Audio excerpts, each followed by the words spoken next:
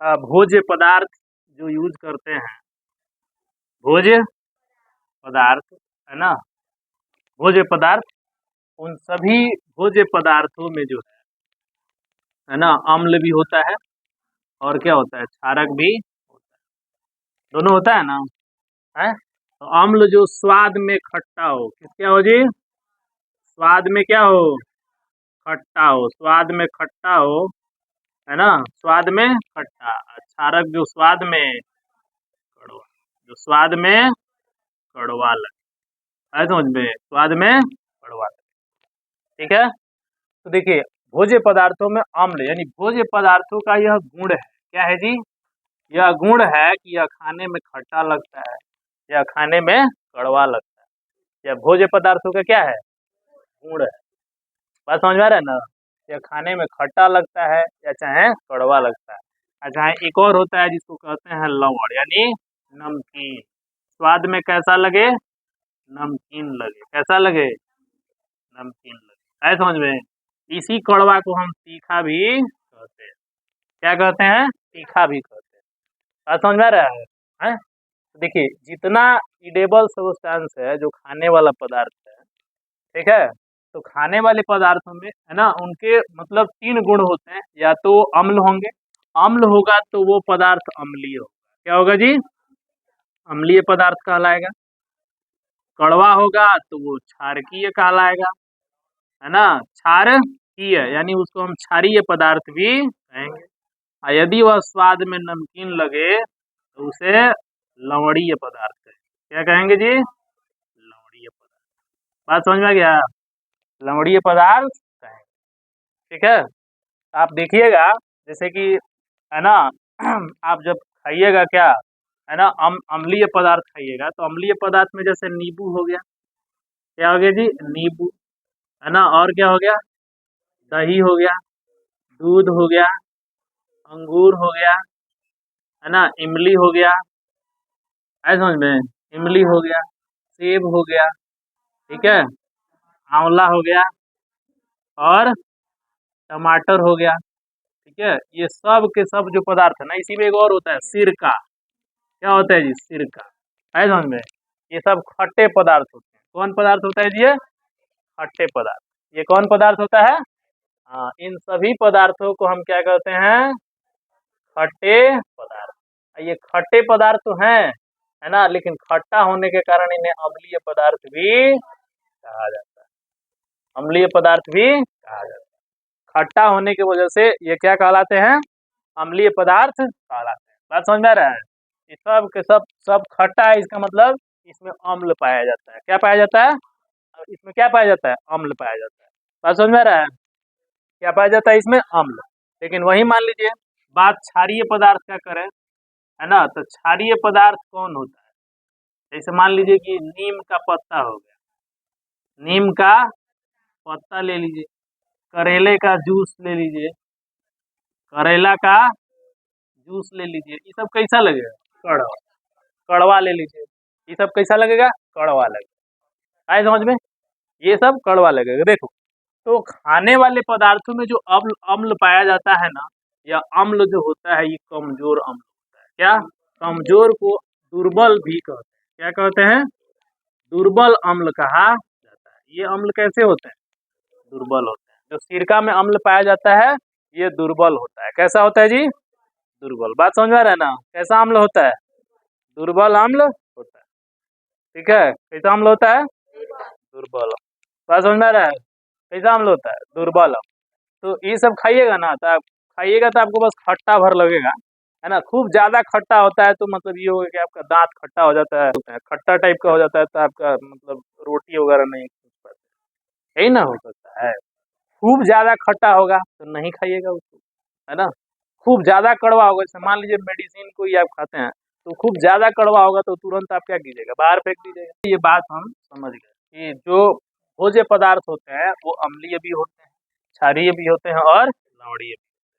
है समझ में, जो पदार्थ खाने में खट्टा लगे उसे अम्लीय पदार्थ कहते हैं, और जो पदार्थ खाने में कड़वा लगे उसे क्षारीय पदार्थ कहते हैं, और जो पदार्थ खाने में नमकीन लगे उसे लवणीय पदार्थ। है समझ में। तो देखो ये जो अम्लीय जिसके, अब देखिए इसमें जो भी खाने वाला पदार्थ है ना, वो जिस रसायन की वजह से वो खट्टा होता है, क्षारकीय होता है, ऐसे समझ में, है ना, खट्टा होता है, क्षारकीय होता है, और जो नमकीन होता है, ऐसे समझ में, तो समझो कि उसमें क्या है, अम्ल है ना।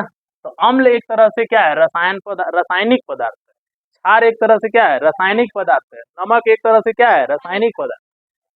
तो जितने खाने वाले पदार्थ है ना, इसमें रसायन भरे हुए हैं, कूट कूट के रसायन भरे हुए, ऐसे समझ में, रासायनिक यौगिक जिनको हम कहते हैं, ऐसे समझ में, इसमें रासायनिक यौगिक जो है कूट कूट करके भरा हुआ है।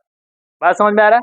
तो देखो आखिर जो ये सिरका देख रहे हैं, टमाटर देख रहे हैं, सेब देख रहे हैं, है ना, ये सब अम्लीय पदार्थ, इसका मतलब इसमें अम्ल होता है, इसमें अम्ल होता है।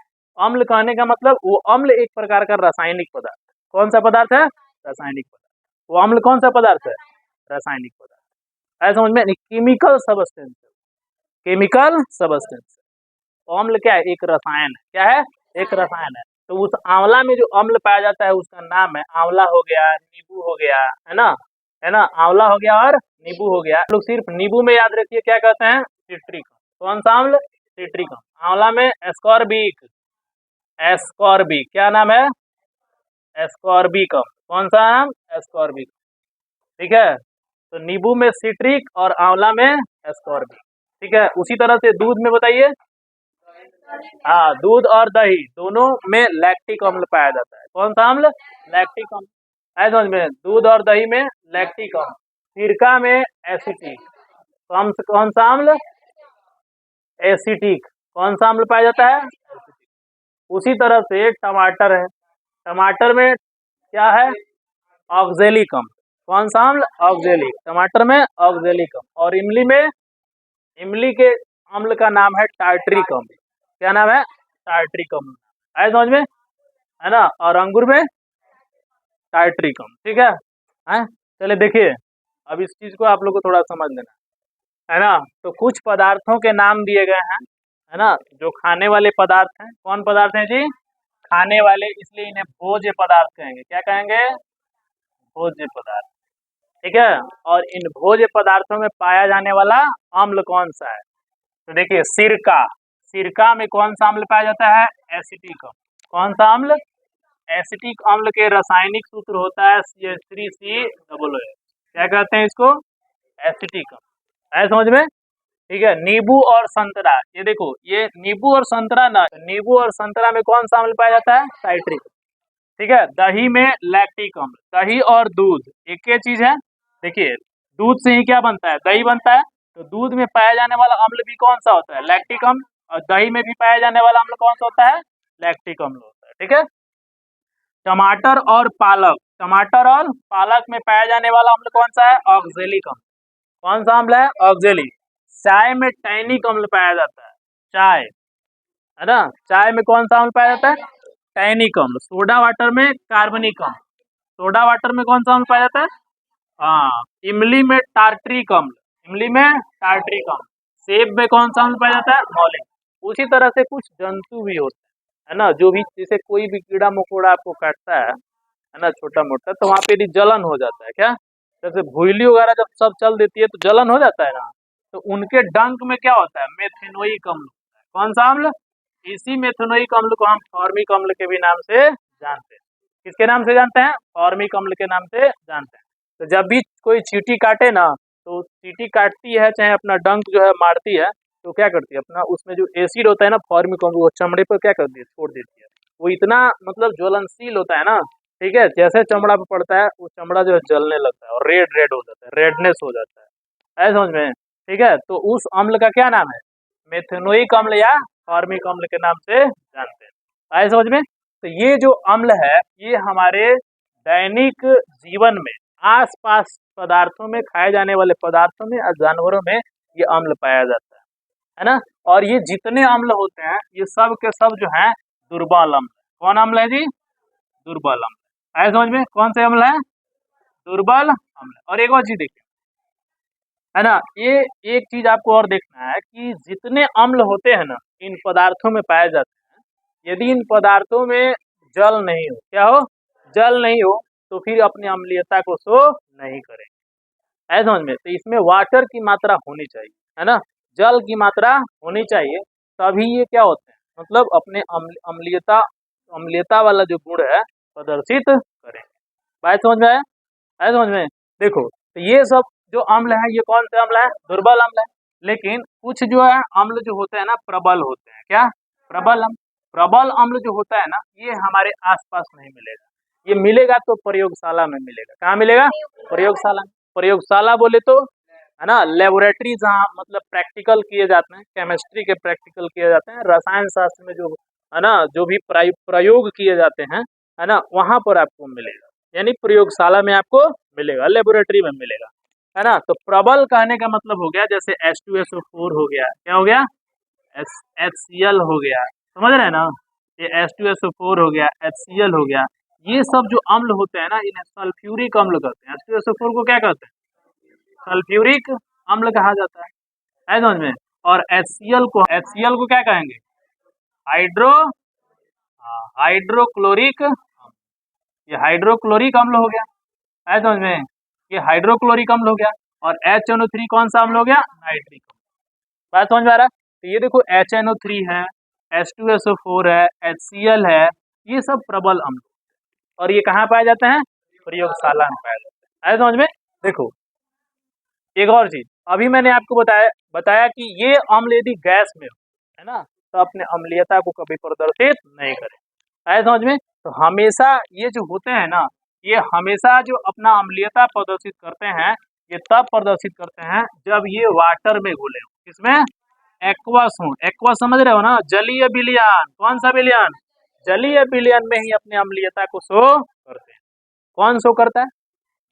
ये प्रबल अम्ल, है ना। तो कोई भी अम्ल हो वो उसका जलीय विलयन में ही जो है ना, जब तक वो जल के संपर्क में नहीं आएंगे ना, तब तक अपनी अपनी अम्लीयता को शो नहीं करेंगे। ऐसे समझ में, नहीं प्रदर्शित करेंगे, गैस के फॉर्म में कभी प्रदर्शित ही नहीं करेंगे। जैसे मान लीजिए कहा जाए कि HCl गैस जो होगा, ये बताइए क्या ये अम्लीय होगा? तो नहीं होगा, है ना, क्योंकि HCl जो है ये जब तक ये वाटर के संपर्क में नहीं आएगा तब तक ये अपनी अम्लीयता को शो नहीं करेगा। बात समझ में आ रहा है? तो ये हो गया, है ना, हमारे दैनिक जीवन में, है ना, ठीक है, पाए जाने वाले अम्ल। बात समझ में आ गया? देखो उसी तरह से क्षार भी होता है। क्या होता है? क्षार। ठीक है।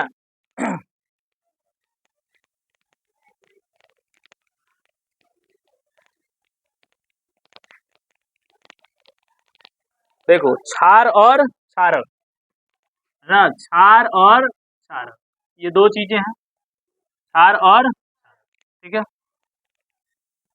जो क्षारक होते हैं, क्या क्षारक, जब ये जल में घुलनशील होते हैं, किसमें जी? जल में घुलनशील होते हैं, तो ये क्षारक क्या बन जाते हैं? क्षार बन जाते हैं। क्या बन जाते हैं? क्षार। जो क्षारक जल में घुलनशील होते हैं वो क्या बन जाते हैं? क्षार बन जाते हैं। आया समझ में? अब देखिए, अब देखिए ये जो है आखिर कौन कौन से पदार्थ, जैसे आप लेते हैं ना कैल्शियम हाइड्रोक्साइड, है ना, ये कैल्शियम हाइड्रोक्साइड हो गया, NaOH हो गया, और क्या हो गया जी, KOH हो गया, है ना। तो ये सब क्या है? ये सब क्षारीय पदार्थ है। क्या ये? क्षारीय पदार्थ। कौन से पदार्थ है?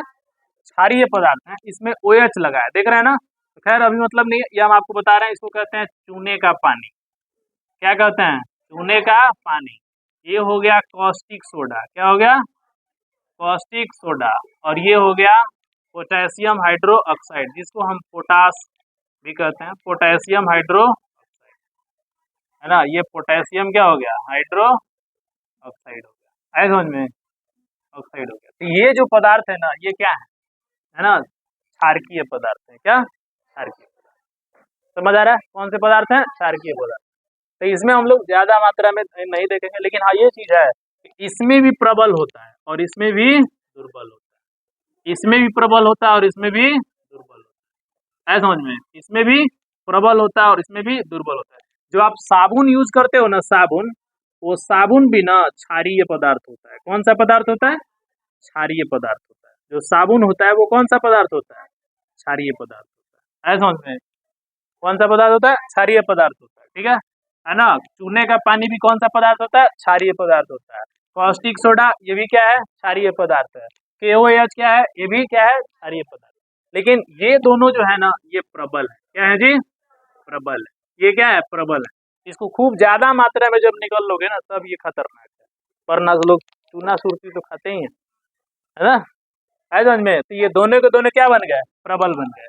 और ये क्या बन गया, साबुन, ये भी क्या बन गया, क्षारीय पदार्थ बन गया, है समझ में। तो अम्ल हो या क्षार, ठीक है, अम्ल हो या क्षारक, ये दोनों होते हैं। क्या होते हैं जी, दुर्बल भी होता है और प्रबल भी, दुर्बल भी होता है, प्रबल भी होता है समझ में। तो दुर्बल अम्ल क्या होता है, प्रबल अम्ल क्या होता है, दुर्बल क्षार क्या होता है, प्रबल क्षार क्या होता है समझ में। देखो, दुर्बल क्षार हो या चाहे दुर्बल अम्ल हो, ये कभी भी हमको नुकसान नहीं पहुंचाएंगे, दुर्बल हमको नुकसान नहीं पहुंचाएगा, है समझ में। लेकिन जो प्रबल होता है ना, कि एक बूंद भी यदि हमारी स्किन पर गिर जाए तो स्किन को जला देगा, एक बूंद हमारे कपड़े पर गिर जाए तो वह कपड़े को क्या करेगा, जला देगा, है समझ में। एक बूंद कपड़े पर क्या करेगा, वो एक बूंद बहुत खतरनाक होता है। जैसे आप देखो यार, तेजाब, क्या तेजाब, तेजाब को जमीन पर भी गिरा दीजिएगा ना तो कितना खोलता है ना। वरना बहुत ऐसे लोग जो हैं, मतलब जो कुछ लोग होते हैं जो क्या बोलते हैं, जिनको दुष्ट टाइप का लोग कहते हैं, जब भी झगड़ा झंझट होता है वो लोग तेजाब का यूज कर लेते हैं ना, तेजाब से झगड़ा झंझट कर लेते हैं ना। लेकिन बताइए तेजाब कितना खतरनाक होता है, जब वो किसी के शरीर पर गिरेगा तो वो क्या होता है, जल जाता है समझ में। तो तेजाब कहने का मतलब क्या हुआ, प्रबल अम्ल। कौन सा अम्ल, प्रबल अम्ल, है समझ में। तो दोनों तरह के अम्ल जो है पाए जाते हैं, प्रबल अम्ल हुआ चाहे दुर्बल अम्ल, प्रबल क्षार हुआ चाहे दुर्बल क्षार। तो इसमें किसी को दिक्कत, प्रबल क्षार और दुर्बल क्षार, प्रबल अम्ल और दुर्बल अम्ल, ये बात हम लोग समझ गए, है समझ में, ये बात हम लोग समझ गए। अभी जितना नाम है